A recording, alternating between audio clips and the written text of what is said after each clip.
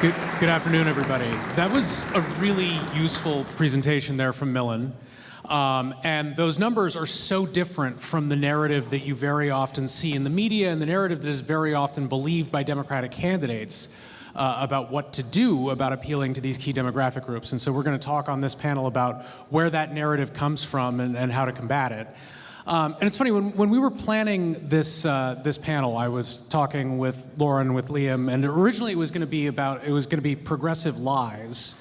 And we ended up deciding that it should actually be progressive truth and lies. We're trying to be a little conciliatory, but it's also the key truth that underlies this, that progressives and centrists in the Democratic coalition agree on, is that Democrats do have an emerging problem with young voters, with black voters, with Hispanic voters. And we all agree that that's important. The big disagreement is on where that problem comes from and what can possibly be done to fix it. And so I want to start by talking about how, when we see these data, that the median young voter is a moderate, and we see these issue positions. And then you have this narrative in the media that, your typical young voter is a Sunrise Movement activist or is a Gaza protester on the campus of a highly selective college, where that comes from. And so, you obviously have advocacy groups whose job is to convince people that the public agrees with them. Sorry, I should introduce my panelists here. First of all, I'm Josh Barro. I write a newsletter called Very Serious. I have with me Rachel Janfaza, who is a journalist covering youth and youth voters. She's written for outlets like the New York Times, Politico. She also writes a newsletter called The Up and Up. Lauren Harper Pope, of course, is our host here, co-founder of Welcome PAC and the Welcome Party. And Olivia Julianna is a political activist, abortion rights advocate, and strategist. And you are 21, 22, is that right? Yes. And so we'll be talking to us directly about the youth, who as a 40-year-old I can't relate as directly to. So I want to start with Rachel. You have these activist groups that, they have their job and they're very happily eager to, serve up young people to you who agree with a specific line. How do you go out when you're reporting on young people and find a representative set of people trying to, the average young voter doesn't have a college degree. The average journalist does have a college degree. How do you go out and find people who are more like the broad public? Well, thank you so much for having us, and this is a great question. Recently, I've been really fortunate in that I've been able to travel and go and hold listening sessions and trying to get those average, everyday young Americans who aren't the leaders with these youth activist groups. And the way that I've been recruiting for those is by reaching out to on-campus organizations. So yes, these are students most of the time, but also going to places like Boys and Girls Clubs, or asking someone who I know who lives in a specific community to bring a group of their friends together at their home. I did one of those in Tucson, Arizona in May, or at Saginaw Valley State University in Michigan in April, was able to actually ask someone who was doing voter registration to just, the kids who came by to their table say, hey, later today, do you want to join this conversation? So I think it really does take going outside of the, reaching out to comms directors at some of these organizations and going there, but you can also do it virtually and holding virtual conversations. But it is a difficult task, but it's really important, I believe. Olivia, a lot of people blame these misperceptions on social media, and the loudest voices that you hear on TikTok are left-wing voices, and then people say, the internet's not real life. But the internet is real life. People spend tremendous amounts of time on these platforms. It is an important way that information is disseminated. What do you see in terms of the representativeness of voices that are getting out there on these platforms, and what we can learn and how we can be misled by looking to social media? Yeah, I've experienced it myself, because I started making social media content around politics when I was 17 in 2020. I wasn't old enough to vote in that election. And over the course of the last 4 years, my ideology has kind of shifted, to the left, back more to the center, and then to the left. Mm-hmm. Then I realized I'm not going to get anything done if these are the ideas that I have, because this is completely unrealistic. But that's what I was fed by social media algorithms, is to believe in these very far left-leaning policies. And I will say I do think that social media very much so misrepresents the issues that young people really do care about.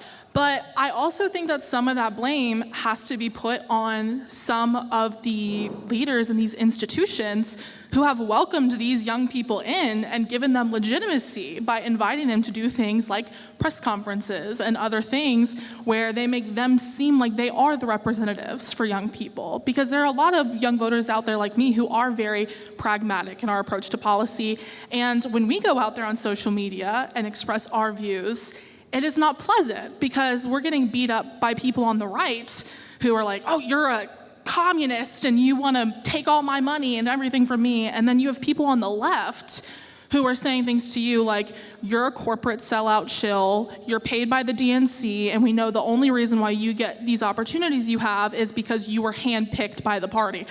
I grew up in a trailer house in rural Texas. I can promise you I was not handpicked by the DNC to have a social media platform. I built it because other young people out there like me have these moderate and pragmatic ideas, and they want to feel represented in these spaces. And do you hear from those young people also? I mean, are you able to get that signal in through the noise? Oh, absolutely. I hear a lot from young people who will come up to me and be like, I think this thing that was said about you is wrong. Or I've had young people who have worked in the nonprofit space with me before tell me, I'm really sorry that you're going through this, because not only is it just randos on social media, who are disagreeing with me, I have people who formerly employed me saying these things. And I think the other thing about it that I found really touching is it's not just young voters who come up to me, it's their parents who have come up to me and said, I showed my daughter your account, or I showed my son your account, and now they're more engaged because the things that you were saying didn't seem so scary at the approach. I wasn't saying, we need to burn it all down, or we're all gonna die if we don't go out and vote this election. It's just a much easier way to get into politics.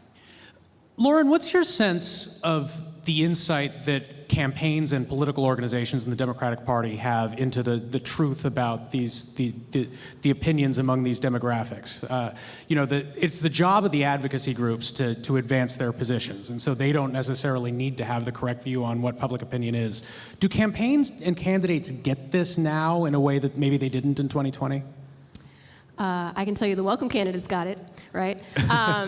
Yeah, I mean, the candidates we've heard from today, I think they're in tune because, thanks to folks like Blueprint, we're feeding them misinformation and saying like, hey, make sure you know where people are on these things, right? Because to your point, you can only message as good as your information, right? So if your data is wrong, or if you're getting information from someone who's not trustworthy, like Olivia was mentioning, then you're selling the wrong product, right? And to the right people, but to the wrong product. So I think they're starting to get it. I think we've seen some shifts, even at the presidential level, of understanding that America's in the middle. Young people are in the middle, as Rachel and Olivia attest and report and study. And I think that people are finally starting to get there. I'm hoping that it's in time for this year's election necessarily, but I think that they're starting to understand that, hey, I think we were wrong in 2019, right? Mm-hmm. When we had a bunch of candidates on stage accepting different policy platforms that are much to the left of the average American voter, I think people are starting to get like, oh crap, we were wrong. Like we were moving really quickly on some of these policy platforms because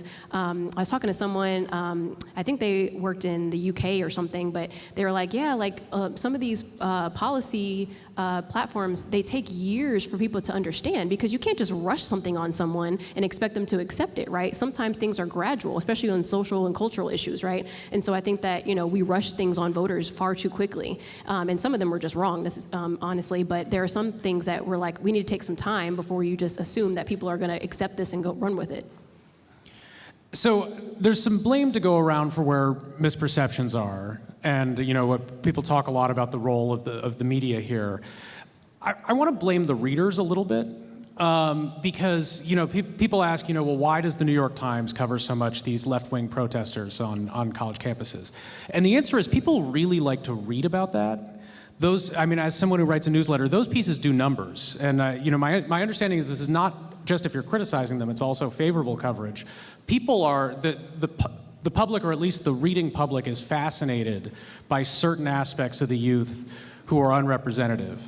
And so, Rachel, I'm wondering, if you're pitching something about youth voters that is not in that frame, what's the level of interest from editors? What's the level of interest that you see from readers? Are people interested in actually hearing about these other, portions of the young demographic?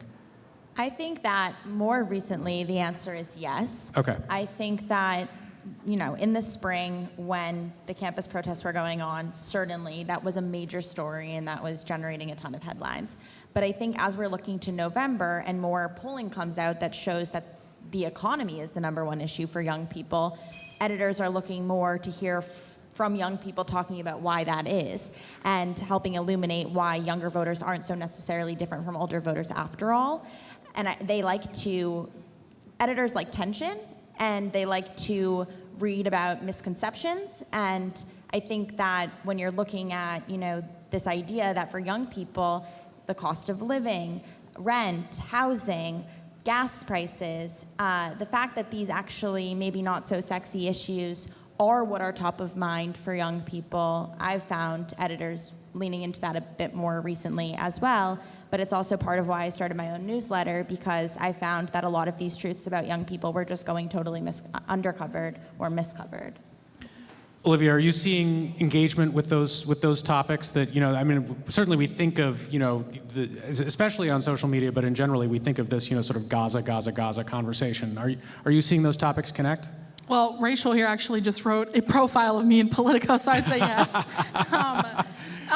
It is. And I think that that's why I feel like you're starting to see, for a while there were very few young people who were very out there vocally talking about these things, who kind of had this pragmatic approach. But I feel like as we get closer and closer to the election, you see those young people are getting more and more attention because people have realized that these are the issues that actually move young voters.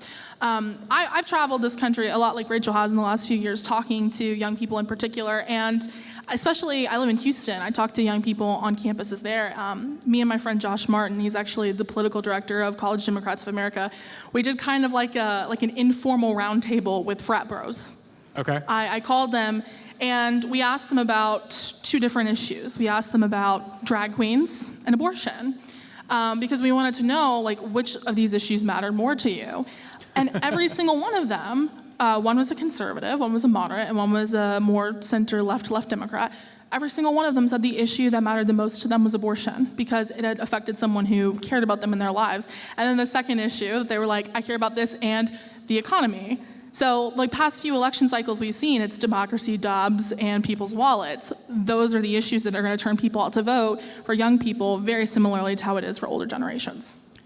I mean, that seems like it should be obvious, right? I mean, this always drives me nuts a little bit, specifically with the drag coverage. It's like, yes, which is more important, a medical procedure that many hundreds of thousands of women in the United States need access to every year, or the entertainment that is happening at a library or a bar. And I think the coverage has shifted a little bit to, certainly, the abortion coverage has been central in the campaign, but it's been interesting to me that the weird emphasis, the relative to where voters sort of obviously would be. Yeah, and I think it's because they know that, people on the right, they are not proposing to us realistic economic policies for young Americans.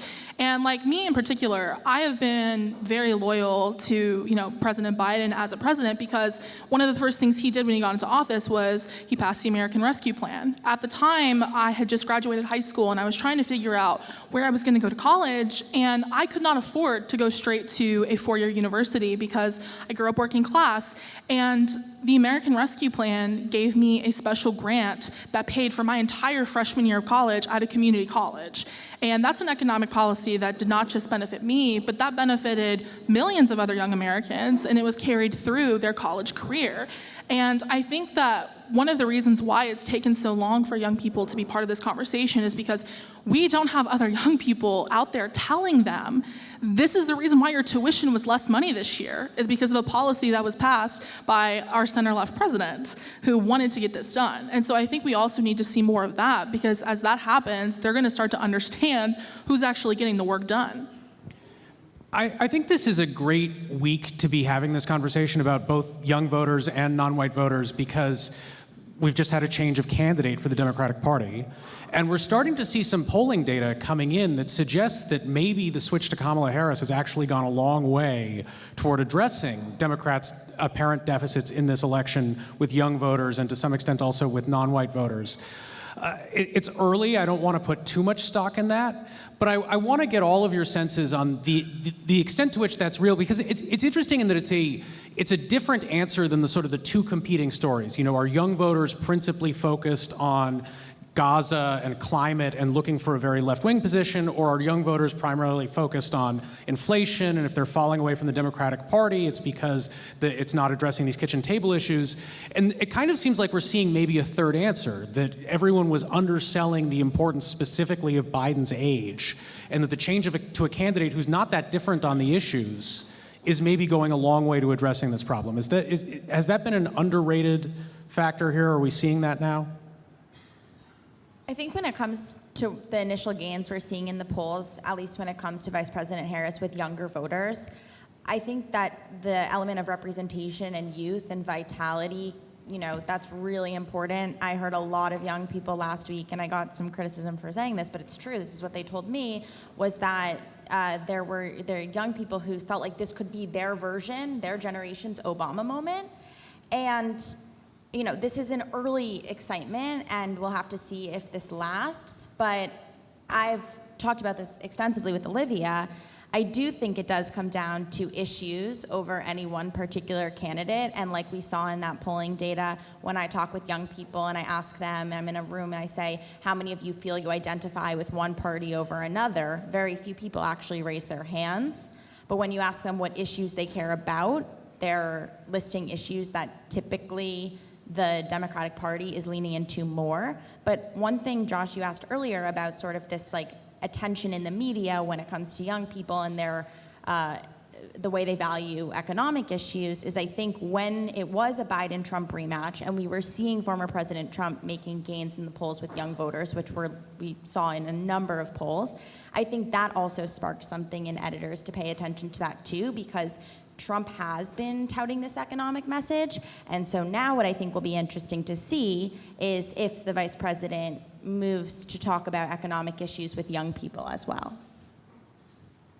Yeah, and I think you also have to point out the frame of reference for a lot of young voters. I was 6 years old when Barack Obama was elected president of the United States.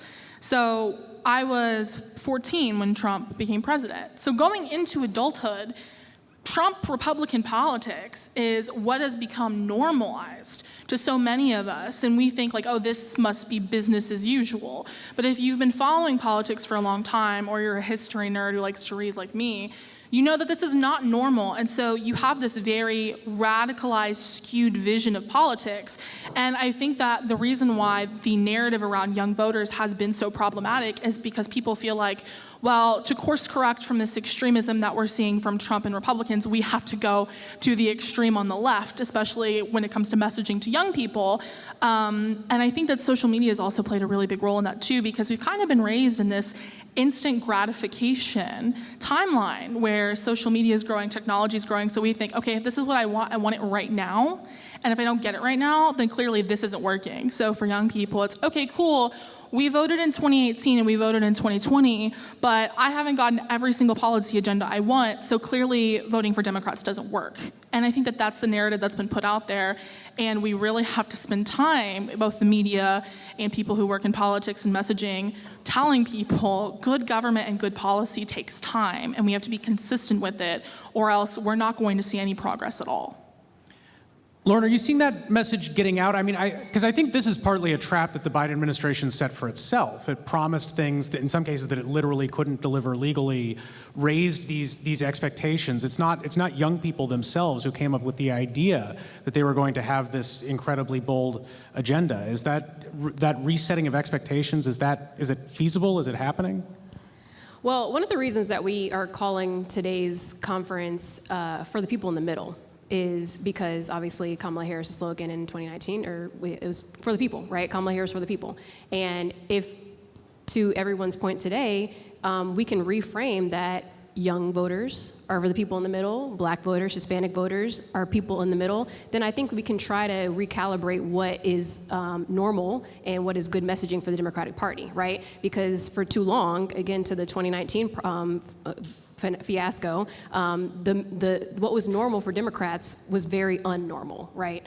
And so I think that if we are going to expect gains among not just young voters that we're talking about today, but also reliable voters that are coming out every election cycle and have been, to Olivia's point, for decades, right? We're gonna have to meet people where they are, not just geographically in the states, but also ideologically, right? And one of the things that, I think personally I have concerns about is like, is she going to be able to appeal to the voters who are coming out reliably versus just the people that are excited? And so to Rachel's point, there's a lot of momentum right now, but will it stick? It's been interesting on social media in a way that has broken through. I mean, I think everyone's seen the CNN segment with Jamie Gangel explaining Brat to Jake Tapper. But talking about an enthusiasm that seems to have been viral, for lack of a better word, on social media. And I'm just, as someone who's observing that more from the outside, I'm trying to get a sense of the extent to which that's real, and then the extent to which that then, produces mechanical gains for Democrats with younger voters or with other demographics. I think there's a line when it is real, and I think, for the first few days it was very organic and authentic, and you saw young people sharing the memes. I knew it was over the minute I saw members of Congress sharing, like, I'm Brat, I'm this. No, you're not. You don't know what this means. And I think, that's generally a good litmus test of, okay, now CNN is talking about it. It's not cool anymore. So I'm going to go and we're going to find something else. But the momentum is still there. I think now it's just shifted because I'm still seeing on TikTok and on Instagram and Twitter that young people are legitimately very excited about Kamala Harris being the candidate. There's also just this virality of the political moment we're in general. I think, if you look back a week before President Biden dropped out of the race, social media feeds were flooded with images of the attempted assassination of Trump, and then you had this happen. The sort of just intensity of this moment right now, I think, is really unique. And the fact that when the vice president, it became clear that she was going to be the presumed nominee, and there were these brat memes and the coconut tree emojis and everything, I think for a generation that's grown up in a time when politics has felt so serious and so existential, to be able to have a moment of silliness and levity for a second was exciting for a lot of people, and I think that was very natural. And there's a lot of user-generated content coming out of this too. We're not just seeing it coming from the campaign itself, but we're seeing young people actually creating their own audio clips that are going viral on TikTok or posting their own versions. There's a song that's going viral right now that's about J.D. Vance and him saying he's a never Trump guy. So I think, there's a bunch of different elements to it, but I think people are looking for something to poke fun at a little bit. Finally, I just want to ask about, one of the key takeaways that you can take from the data that we've looked at here is, you look at any demographic and you say, the ideological distributions don't look that different. Usually the median voter in the demographic is a moderate. Inflation is the top issue in all of these demographics. Does that mean the messaging can be the same across all of these demographics? Or what does that mean about, if you have people who care about the same things but are different in various ways, what's the difference in how you reach them? I think we just need to be honest. I think we need to be honest about, what the issue is. Like me and my dad, we have very different political ideologies. And, he's gone from being a twice Trump voter to now voting for both Kamala and Colin Allred in Texas. Thank you. Claps for dad. And he is the demographic. He's a 55-year-old Latino man from Texas. And he is like, I'm just so sick of people talking to me about things like, I don't know how the economy works. It's like, I just want you to tell me the truth, that you're going to try to bring my costs down. I think that's the same thing for young people. As young people especially hate pandering. We can see it, we can feel it, we can sense it. I don't need you to come out here and try to talk to me about all the love to Hillary Clinton, Pokemon go to the polls. I don't need you to tell me that. I just want you to tell me, this is how I'm going to bring your rent costs down, which, by the way, it's building more housing. And I think that that's effective and it works. Yeah, I was going to say, Shameless plug, we have a podcast launching soon called The Depolarizers, and on one of the episodes, not to spoil it, we talked to Rob Willer of Stanford. He runs the Stanford Polarization Lab, and it's super fascinating. I'm not going to get too much into it because you got to listen to it. But one of the things he talks about is you can have pretty much any message, but it's the values that you're conveying in that message that are really important. So to your point about young people don't want to be pandered to, or even black people don't want to be pandered to, Hispanic, whatever, you have to talk about what values that you share so they can trust you, right? And I think that's where we're really losing as Democrats, is building trust and gaining trust. And I think that'll be critical. Rachel, Lauren, Olivia, I want to thank you so much. Thanks, everybody.